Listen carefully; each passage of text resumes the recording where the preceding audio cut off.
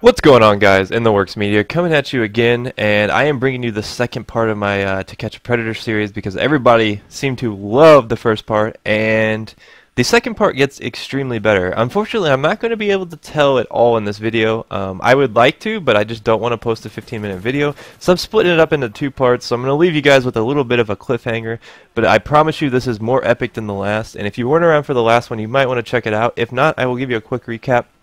Basically, what happened is when I was a freshman in college, I convinced a child predator to drive from Ohio to Central Illinois to meet up with us, only to find out that we were a bunch of guys. The guy was so stupid he didn't even realize that he was set up, and he continued to text me after the fact.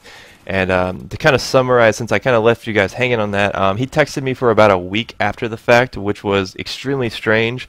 Eventually he calls me and I'm telling him, like, look, dude, you got played. And he's like, I think he thought I was like her brother or something and was like mad, which actually is going to help us out in a future thing. So, but yeah, so we basically don't get any more predators after that point. I think we just got beginner's luck, to be honest. So we're not getting any more, and we kind of just give up on the whole thing. I mean, it was fun doing that, but it's not something, it's not something I want to do every day because it's not really the world's safest way to act.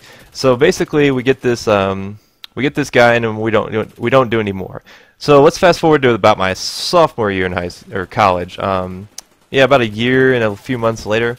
One of my friends, which will actually end up being in the fourth part of this story, if I do the fourth part, it's kind of like a bonus part, is on this website called wouldyohitthis.com, which, if you don't know, is basically like yes or no, and you click it on a picture and it's like, would you hit this, and you click yes or no. But the thing is you can actually have like a profile on there. So my buddy, who was the one that helped me with the last one, and we set up this fake profile, obviously, with the same name and all that stuff we used for the last guy, and we weren't actually trying to get any predators out from it, but we're getting all these creepy guys sending us messages saying, yeah, I'd hit that, and we're like, wow, maybe this actually has some potential. So we put our AIM name just in the profile. We don't like give it out or anything, so we put it in the profile, and sure enough, we start getting these IMs. And one IM that seems to stand out is a guy who lives very near us in Chicago, nonetheless, which is about 2 hours north of where we're at. And so this guy in Chicago starts messaging us, and this guy is not, he's no angel, that's for sure. He put Kevin to shame on his ability to not waste any time and getting to the point of what he wanted. So basically, one of the first things he ever asked us is if we're still if we still own our V card, which, if you don't know, is your virginity, which is extremely disgusting. And this guy has some serious issues that he's asking a 15 to 14-year-old girl that. And it made me feel really uncomfortable at the whole thing, to be honest. But we want to make this guy pay, so we're not going to let him off the hook like we did with Kevin. We're actually going to see if we can pursue this guy and embarrass him and make it a little bit more, make him so he won't do this again. Now, if you're wondering right off the bat, this is actually an illegal to do somewhat, so I wouldn't suggest that you make this a hobby. I would never do this again. At least not this point in my life. Maybe back then I would do it again. But anyways, let's continue on. So this guy's texting us, and he is raunchy, like I said. He's worse than Kevin. So he's like, yeah, I want to get some skin-on-skin action with you. And we're like, whoa, whoa, whoa. I mean, we had literally just talked to this guy because he found out that we live near Champaign, and he wants to drive down. And we're like, okay, hold up.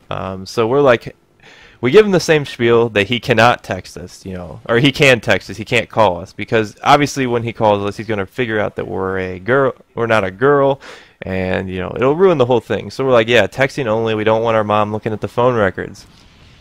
So needless to say, he starts texting us, and he wants to meet up on this weekend. And now we met him on a Tuesday, I think, and the weekend was like 3 or 4 days away. And well, I'm sure Rebecca Black can let you in on how many days that was away. But anyways, bad jokes aside, we got this guy, and he is wanting to come to Champaign. So we're like, okay, what do we have to do? And he wants to meet at our house. We're like, whoa, we can't do that. So we tell him, we're like, yeah, we can't do that. My mom will catch us. So we tell him that we'll meet him at a movie, and we'll have our mom drop us off, and she'll think that I'm spending the night with a friend. So then that really gets this guy excited because he's like, oh, she's going to be on her own. So he's like, I'm going to get a hotel at the Drury Inn. We'll go see the movie, and then basically after the movie, we'll see where it goes from there. And yeah, basically he was pretty straightforward with the fact that he wanted some action and he was going to be disappointed if he didn't get any. So we're like, fine, we'll meet you at the movie theater. So we continue to talk to this guy, and we're trying to get information as the date approaches, like kind of what he is, you know, what he does, because we know what he looks like at this point because he had a "Would you hit this" profile, and so it's fairly obvious what he looked like. So we're not really like scared of him because this guy's a little guy, and so we keep talking to him, and it turns out that he is a mailman, so he works for the federal government. So needless to say, if he gets caught during all this, if we turn him in, he would be fired. And I mean, there's just no way around that. He would be fired. I don't really think that the government wants pedo men running around. I think that's a little bit strange. And I don't know about you guys. I just always feel like mailman's a very respected position. So it's kind of weird to think that your mailman that walks up to your door every day and puts the mail in your slot is wanting to put something in your daughter's slot sometimes. So yeah, this guy was a freak, and we knew we had hit the jackpot once we found out that he was a freaking mailman, so we're going to pursue this. So the day comes, and he finally wants to meet up, and we go to the movie theater, and, you know, he's already in town. He's already texted us saying, yeah, we got the hotel. I'm still in class at this point. I'm like, all right, let's make it a weird time movie, like an 8:35 movie. So we make it that time so that we have enough time to get there and prepared. So we get to the movie theater. He's nowhere to be seen. We texted him, tell him he's there, and he's like, where are you? I don't see you. And I'm like, crap, this is going to end poorly. We're going to ruin it before we even get to see this guy. So finally, I'm like, oh, I think he's onto us, and I think that he's starting to get suspicious. So I go to the bathroom, and, you know, I walk up to my urinal. I'm going to the bathroom, and all of a sudden, somebody scampers up next to me to the urinal next to me, and I look over, and sure enough, it's that guy. You know, it's so funny that I would walk in there, and then there he would be just standing there. But there, I found him, so I finish up, you know, finish my business, and I walk out and tell my friend, I'm like, yeah, he's in the bathroom. And so I tell my friend, you know, I'm like, this guy's little, don't be scared of him like the last guy. And so we're sitting here debating what we want to do with this guy. And so he walks outside and he's texting us, and we're texting him while looking at him. So we can see this guy while texting him. And he's looking around, he's looking suspicious, and we're like, yeah, we're on our way, we're on our way.